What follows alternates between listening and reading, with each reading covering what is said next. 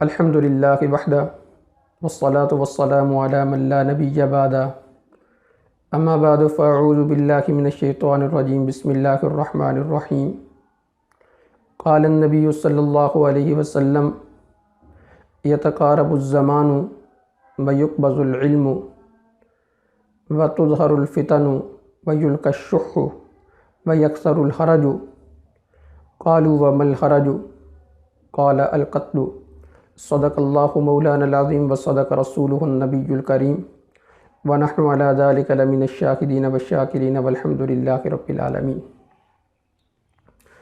اس حدیث میں نبی اکرم صلی اللہ علیہ وسلم نے قیامت کی نشانیوں کے بارے میں بتلایا ہے۔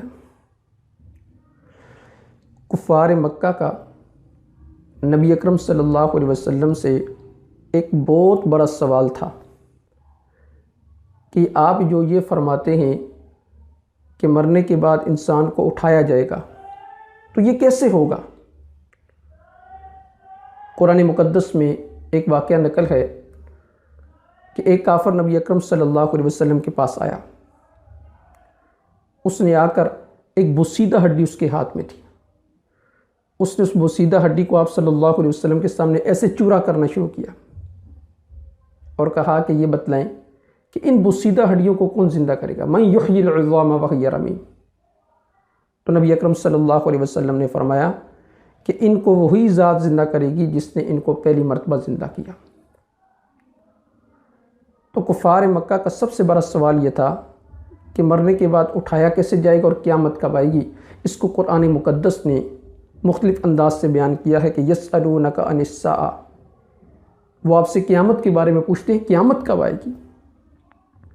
قرآن مقدس نے بے شمار انداز سے ان الفاظ کو بیان کیا۔ هل ينظرون الا الساعة، ایک مقام پر قرآن مقدس نے فرمایا یسألونک عن الساعة ایان مرساها فیم انت من ذکراها الی ربک منتہاها۔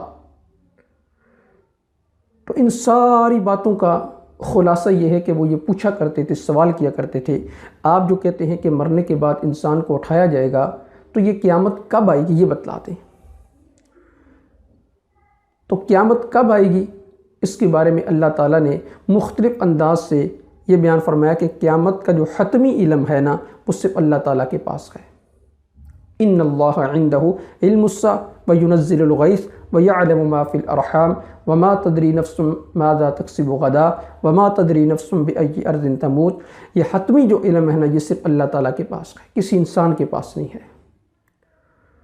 کب آئے گی؟ اچانک آئے گی، بتلا کر نہیں آئے گی۔ مشہور حدیث ہے حدیث جبرائیل، جس میں جبریل علیہ السلام نبی اکرم صلی اللہ علیہ وسلم کے پاس تشریف لائے اور صحابہ کی موجودگی میں تشریف لے کر آئے۔ صحابہ فرماتے ہیں کہ ایک آدمی ہمارے پاس آیا، ہم اسے پہچانتے نہیں تھے، اس کے جو کپڑے تھے بالکل سفید تھے اور سر کے بال بالکل سیاہ تھے، اس پر سفر کے آثار نظر نہیں آتے تھے، لیکن وہ ہمارے پاس ہمارے شہر کا رہنے والا نہیں لگتا تھا۔ وہ نبی اکرم صلی اللہ علیہ وسلم کے پاس آیا، آپ کے سامنے گھٹنے رکھے اور گھٹنے رکھ کر اس نے سوالات پوچھے، جن میں ایک سوال یہ تھا کہ اخبرنی عن الاسلام، ایک سوال یہ تھا کہ اخبرنی عن الایمان، ایک سوال یہ تھا کہ اخبرنی عن الاحسان، اور ایک سوال یہ تھا کہ اخبرنی عن الساعہ، آپ مجھے قیامت کے بارے میں بتلائیں۔ صحابہ کہتے ہیں کہ وہ جب سوال کرتا تھا تو سوال کرنے کے بعد وہ تصدیق بھی کرتا تھا کہ آپ نے سچ فرمایا۔ ہمیں اس بات پر حیرت ہوئی کہ یہ خود سوال بھی کرتا ہے اور تصدیق بھی کرتا ہے، بڑی عجیب بات ہے۔ تو اس نے سرکار دو عالم صلی اللہ علیہ وسلم سے قیامت کے بارے میں پوچھا تو آپ نے ارشاد فرمایا مل مسئول عنہا بعالم من السائل، وہ ذات جس سے سوال کیا گیا ہے قیامت کے بارے میں وہ سائل سے زیادہ نہیں جانتی، یعنی جتنا علم آپ کو ہے اتنا ہی مجھے بھی ہے۔ مل مسئول عنہا بعالم من السائل۔ پھر سرکار دو عالم صلی اللہ علیہ وسلم سے جبریل امین نے نشانیاں پوچھی، آپ نشانیاں بتلائیں کہ قیامت کی نشانیاں کیا ہیں؟ تو سرکار دو عالم صلی اللہ علیہ وسلم نے نشانیاں بتلائی، اور اس کے علاوہ بے شمار احادیث کے اندر آپ صلی اللہ علیہ وسلم نے بے شمار نشانیاں بتائی ہیں۔ سیدنا حذیفہ رضی اللہ تعالی عنہ کی ایک حدیث ہے، فرمایا کہ ایک مقام پر نبی اکرم صلی اللہ علیہ وسلم نے ہمیں قیامت کے بارے میں بہت کچھ بتایا. جس نے یاد رکھنا تھا اس نے یاد رکھا، جس نے بھولنا تھا وہ بھول گیا. اب بھی کوئی واقعہ ہوتے تو ہمیں فوراً وہ بات یاد آ جاتی ہے. یہ سرکار دو عالم صلی اللہ علیہ وسلم نے ہمیں بیان کی تھی. تو اس حدیث کے اندر بھی سرکار دو عالم صلی اللہ علیہ وسلم نے قیامت کی نشانیاں بتائی ہیں. یتقارب الزمان، زمانے قریب قریب ہو جائیں گے. کیا مطلب؟ سال مہینوں میں گزریں گے، مہینے ہفتوں میں گزریں گے، ہفتے دنوں میں گزریں گے، دن گھنٹوں میں گزریں گے، گھنٹے منٹوں میں گزریں گے، منٹ سے سیکنڈ کے اندر گزریں گے. آج دیکھ لیں زمانے کے اندر وہ برکت ختم ہو گئی. آج جمعہ گزرا پھر جمعہ آ گیا، آج رمضان گزرا پھر رمضان آ گیا. ہم کہتے ہیں جی کل تو جمعہ گزرا تھا. تو یہ سرکار دو عالم صلی اللہ علیہ وسلم نے جو آج سے 1400-1500 سال پہلے بات ارشاد فرمائی تھی، یتقارب الزمان، زمانے قریب قریب ہو جائیں گے. بعینہ ہی وہ صورتحال آج پیش آ رہی ہے. دوسری بات سرکار دو عالم صلی اللہ علیہ وسلم نے یہ ارشاد فرمائی، یقبض العلم، علم کو اٹھا لیا جائے گا. اب علم کیسے اٹھا لیا جائے گا؟ یہ ایک بڑا عجیب سوال ہے. کیا یہ کتابیں ختم ہو جائیں گی؟ کیا ان کے نقوش سارے مٹ جائیں گے؟ الفاظ ختم ہو جائیں گے؟ قرآن کریم ختم ہو جائے گا؟ اس کے الفاظ اٹھا لیے جائیں گے؟ کتابیں جلا دی جائیں گی؟ دریا برد ہو جائیں گی؟ کیا ہوگا؟ سرکار دو عالم صلی اللہ علیہ وسلم نے ایک اور مقام پر اس کی بھی تشریح فرمائی کہ ان اللہ لا یقبض العلم انتزاعا ینتزعه من العباد. اللہ تعالیٰ علم کو اٹھا لیں گے، لیکن ایسے نہیں اٹھائیں گے کہ جیسے کوئی ایک انسان دوسرے انسان سے کوئی چیز چھین لیتا ہے. ایسے نہیں ہوگا. ان اللہ لا یقبض العلم، اللہ تعالیٰ ایسے نہیں کریں گے کہ انتزاعا ینتزعه من العباد، بلکہ فرمایا لیکن یقبض العلم بقبض العلماء، علماء کے اٹھ جانے کی وجہ سے علم کو اٹھا لیا جائے گا. آج سب سے پہلے جو لوگ حملہ کرتے ہیں وہ علماء پر کرتے ہیں کہ لوگ علماء کے قریب نہ جائیں. قرآن کہتا ہے انما یخشی اللہ من عبادہ العلماء، کہ اللہ سے سب سے زیادہ ڈرنے والے وہ علماء ہوں گے. اس میں کوئی شک نہیں کہ علماء سو بھی موجود ہیں، لیکن علماء سو کا نام لے کر ہم اس ناجی فرقے کے علماء، ان سے بھی لوگوں کو بدزن کرنے کی کوشش کرتے ہیں. ہمیں پتہ ہے کہ اگر لوگوں کو علماء سے بدزن کر دیا گیا تو لوگ دین سے خود بخود دور ہو جائیں گے. تو دیکھتے ہیں کہ وہ سپلائی کہاں سے آ رہی ہے. جہاں سے سپلائی آ رہی ہوتی ہے سپلائی لائن کو کاٹا جائے. جب سپلائی لائن کو کاٹا جائے گا تو اس کا مطلب ہے کہ وہ سپلائی نہیں ملے گی. سپلائی نہیں ملے گی تو وہ پانی درخت خود بخود خشک ہو جائے گا. تو لوگوں کی دلوں میں ایمان کی شمع کو جو روشن کرنے والے ہیں، اس درخت کو جو ہرا بھرا رکھنے والے ہیں، وہ علماء ہیں. آپ یہ بتائیں کہ بچپن سے لے کر آپ کی قبر تک، گود سے لے کر آپ کی قبر تک جو لوگ لمحہ بلمحہ قدم بقدم کام آتے ہیں وہ کون ہیں؟ علماء. اذان دی جاتی ہے تب عالم، اقامت کی جاتی ہے تب عالم، مسجد میں جا کر دیکھیں تب عالم، نمازوں میں دیکھیں تب عالم، نکاح میں دیکھیں تب عالم، جنازے میں دیکھیں تب عالم. اگر علماء سے ہی لوگوں کو دور کر دیا جائے تو لوگ دین کہاں سے سیکھیں گے؟ وہ سپلائی لائن کاٹ دی جائے تو دین کہاں سے آئے گا؟ اس لیے سرکار دو عالم صلی اللہ علیہ وسلم نے فرمایا کہ لیکن یقبض العلم بقبض العلماء، علماء کے اٹھ جانے کی وجہ سے علم اٹھے گا. علماء کے اٹھ جانے کا ایک مطلب تو یہ بھی ہے کہ دنیا سے چلے جائیں گے. اور آج جتنے بھی فتنے ہیں آپ ان کا محور دیکھیں کہ وہ علماء سے دور کرنے کی کوشش کرتے ہیں. اور ایک آسان فارمولہ کہ جو علماء کا آپس میں اختلاف ہے، ڈاکٹروں کا آپس میں اختلاف ہے، ڈاکٹروں کو کوئی نہیں چھوڑتا. وکلاء کا آپس میں اختلاف ہے، وکلاء کو کوئی نہیں چھوڑتا. ڈاکٹروں کا اختلاف ہے، ایک ڈاکٹر کوئی مرض تشخیص کرے گا، دوسرا کچھ کرے گا، تیسرا کچھ کرے گا، چوتھا کچھ کرے گا، پانچواں کچھ کرے گا. ایک کچھ نسخہ لکھے گا، دوسرا کچھ لکھے گا، تیسرا کچھ لکھے گا، چوتھا کچھ لکھے گا. لیکن وہاں تو ہم یہ بات نہیں کہتے کہ ڈاکٹروں کو چھوڑ دیا جائے، وکلاء کو چھوڑ دیا جائے، مستریوں کو چھوڑ دیا جائے. ہر چیز کا ایک ضابطہ ہوتا ہے، اصول ہوتا ہے. اگر وہ چیز ضابطے اور اصول کے مطابق ہو تو ٹھیک، ضابطے اور اصول کے مطابق نہ ہو تو غلط. تو یہ سارا ملبہ علماء پر کیوں گرایا جاتا ہے؟ جب ہمارا دین پر عمل کرنے کا دل نہیں کرتا تو پھر ہم ایسا کرتے ہیں، ہم کہتے ہیں جی علماء کا اختلاف ہے، ہم کس طرف جائیں؟ کوئی سنی ہے، کوئی دیوبندی ہے، کوئی بریلوی ہے، کوئی اہل حدیث ہے. میں اکثر کہا کرتا ہوں جو اتفاقی مسائل ہیں ان پر ہم کتنا عمل کرتے ہیں. گانا سننا سب کے نزدیک حرام، ہم نے کبھی چھوڑا؟ ناچ گانا کرنا ہر کسی کے نزدیک حرام، کبھی چھوڑا؟ چغلی کرنا سب کے نزدیک حرام، کبھی چھوڑی؟ غیبت کرنی سب کے نزدیک حرام، کبھی چھوڑی؟ چوری کرنی سب کے نزدیک کبھی حرام ہم نے چھوڑی، حرام کمانا سب کے نزدیک حرام ہے وہ کبھی چھوڑا، ناجائز ہے کبھی چھوڑا نہیں، اتفاقی مسائل پر عمل کرنے کے لیے تیار نہیں، نماز سب کے نزدیک ہے، قرآن کریم کی تلاوت سب کے نزدیک ہے، گناہوں سے بچنا سب کے نزدیک ہے، اتفاقی مسائل پر عمل نہیں کرتے تو اختلافی مسائل میں کہاں جاتی ہیں؟ اختلافی مسائل کو آڑ بنا کر ہم کہتے ہیں ہم کہاں جائیں جی، علماء نے ہمیں کسی کام کا نہیں چھوڑا، اور علماء دین کے ٹھیکیدار نہیں، دین کے چوکیدار ہیں، یہ بات ذہن کے اندر رکھیں۔ اسی لیے اللہ تعالیٰ نے قرآن مقدس میں فرمایا انما یخشی اللہ من عبادہ العلماء، یہ علماء اللہ سے سب سے زیادہ ڈرنے والے ہیں۔ تو سرکار دو عالم صلی اللہ علیہ وسلم نے کیا فرمایا، لیکن یقبض العلم بقبض العلماء، کہ علماء کے اٹھ جانے کی وجہ سے علم اٹھ جائے گا۔ آج ہمارا پہلا حملہ علماء پر ہوتا ہے، علماء سے دور کرو جی، علماء سے بدزن کرو۔ دیکھیں ہر طبقے کے اندر اچھے برے لوگ موجود ہوتے ہیں، میں اکثر کہا کرتا ہوں سب سے بڑا طبقہ پولیس والوں کا طبقہ ہے، لیکن ان کے اندر اچھے لوگ بہت موجود ہیں۔ سب سے اچھا طبقہ علماء کا ہے، ان کے اندر بھی برے لوگ موجود ہیں، وہی علماء سو ہیں۔ لیکن برے کی وجہ سے اچھے کو برا نہیں کہا جا سکتا، اور اچھے کی وجہ سے برے کو اچھا نہیں کہا جا سکتا۔ جو اچھا ہے وہ واقعتاً اچھا ہے، جو برا ہے وہ واقعتاً برا ہے۔ تو سرکار دو عالم صلی اللہ علیہ وسلم نے فرمایا لیکن یقبض العلم بقبض العلماء، علماء کے اٹھ جانے کی وجہ سے علم کو اٹھا لیا جائے گا۔ یا رسول پھر کیا ہوگا؟ اب سوال تو پیدا ہوتا ہے نا، پھر کیا ہوگا؟ تو آپ نے فرمایا حتی اذا لم یبکی عالما، کوئی عالم روئے زمین پر باقی نہیں رہے گا۔ اتخذ الناس رؤوسا جہالا، لوگ جہالا کو اپنا امام بنا لیں گے۔ وہ جہالا کیا کریں گے؟ ان سے سوال کیا جائے گا، فافتوا بغیر علم فضلوا فاضلوا، ان سے سوال کیا جائے گا، وہ بغیر علم کے فتویٰ دیں گے، خود بھی گمراہ ہوں گے، لوگوں کو بھی گمراہ کریں گے۔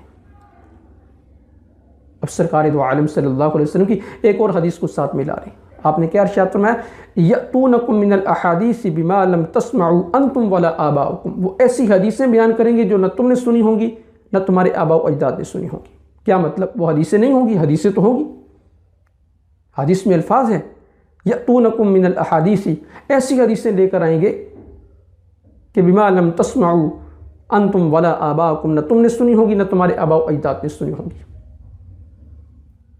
یا رسول اللہ، اب اس موقع پر ہمیں کرنا کیا چاہیے؟ کہ آپ نے اس کا کوئی حال بھی بتایا ہے؟ تو آپ نے فرمایا نا فَإِيَّاكُمْ وَإِيَّاهُمْ وَلَا يَضُلُّونَكُمْ وَلَا يَفْتِنُونَكُمْ، یہ نہ کہ وہ تم کو گمراہ کر دے، تمہیں فتنے کے اندر مبتلا کر دیں، بلکہ قرب قیامت کے نزدیک تو آپ نے فرمایا فتنے ایسے آئیں گے جیسے تسبیح کا تاگا توڑ دیا جائے تو یکے بعد دیگرے وہ تسبیح کے دانے گرتے ہیں، اس طرح فتنے آئیں گے۔ آج بعینی یہ حال ہے، لوگ ایسی حدیثیں، ایسے مسلمہ مسائل، دیکھیں ایک حدیث میں سرکار دو عالم صلی اللہ علیہ وسلم نے فرمایا قیامت تک ایک گروہ حق پر رہے گا، اسے کوئی بندہ نقصان نہیں پہنچا سکتا، نہ مخالفت کرنے والے اسے نقصان نہیں پہنچا سکیں گے۔ تو یہ آج کچھ لوگ وہ ترجمہ دیکھ کر، اردو کی کتابیں دیکھ کر وہ کہتے ہیں ہم دین اسلام کے ٹھیکیدار ہیں، ہم دین اسلام کی خدمت کرنے والے ہیں، ہم نے سب کی دکانیں بند کر دی ہیں، دی ڈیمیج ہیز بین ڈن، فلاں فلاں، کیا بند کر دی ہیں؟ مجھے بتلائیں کہ کتنے مدرسے بند ہوئے ان کی وجہ سے، کتنے لوگوں کا چندہ بند ہوا، کتنے طلباء نے پڑھنا چھوڑ دیا؟ ایسا ہوا ہے؟ بالکل نہیں ہوا۔ ہاں جو آوارہ ذہن کے لوگ ہیں وہ ان کی بات کو لیتے ہیں، جو علماء سے پہلے ہی متنفر تھے وہ تو متنفر ہیں، ان کے تو کیا کہنے۔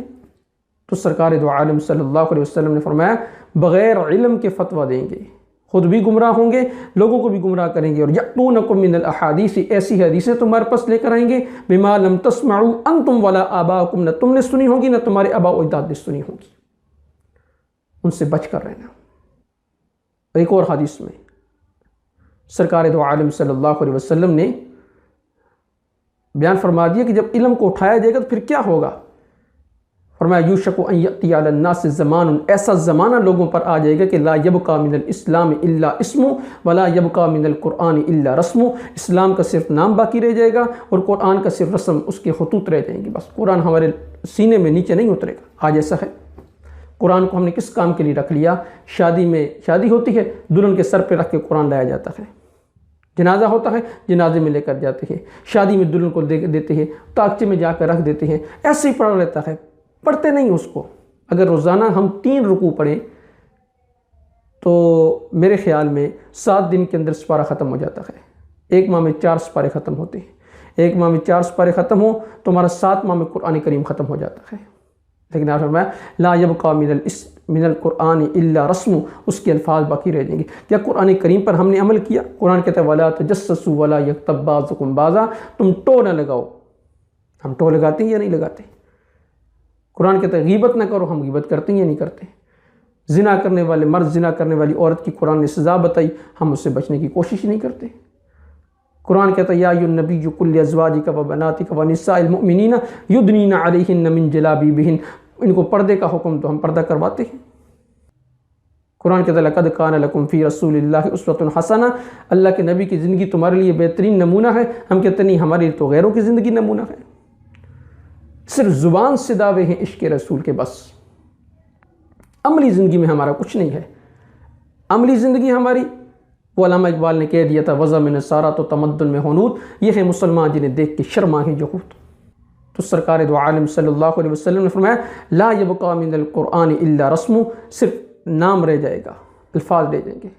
ومساجدهم عامرة وهي خراب من الهدى شر علماؤهم تحت ادیم السماء. مساجد تو آباد ہوں گی لیکن ان کی حالت یہ ہوگی کہ کوئی وہی خراب من الخدا، چراغ روشن نہیں ہوں گے ان میں. ایک حدیث میں سرکار دو عالم صلی اللہ علیہ وسلم نے اسی کی مزید وضاحت فرمائی کہ ایک زمانہ ایسا آئے گا ان یتدافع آل المسجد، آل مسجد والے وہ ایک دوسرے کو آگے کرنے کی کوشش کریں گے. لا یجدون اماما یصلی بہم، انہیں کوئی شخص نہیں ملے گا جو ان کو نماز پڑھا سکے. ایسا امام نہیں پائیں گے. آج اگر امام صاحب مسجد سے غائب ہو جائیں تو کوئی، پوری مسجد بڑی ہوتی ہے تو ایک دوسرے کو کہتا تو آگے ہو جا، دوسرا دوسرے کو کہتا تو آگے ہو جا. کوئی بندہ ایسا نہیں جو امامت کے فرائض، نماز کے تمام فرائض اور واجبات کو جانتا ہو یا جسے پکڑ کے آگے کیا جا سکے کہ وہ نماز پڑھا سکے.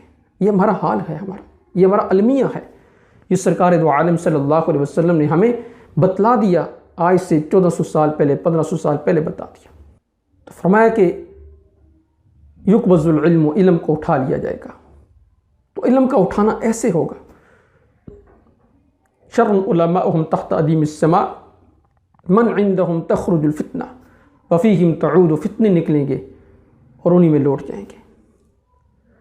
تو اس حدیث کے آگے جو آپ نے فرمایا نا تظہر الفتن، فتنے عام ہو جائیں گے، تو یہ سرکار دو عالم صلی اللہ علیہ وسلم نے فرمایا کہ فتنے عام ہوں گے. اور آگے چل کے فرمایا یلقی الشح، بخل، لوگوں کی دلوں میں بخل ڈال دیا جائے گا. آج ہمارے دلوں میں بخل ہے یا نہیں ہے؟ بالکل ہے. اور فرمایا کہ یکسر الحرج، حرج عام ہو جائے گا.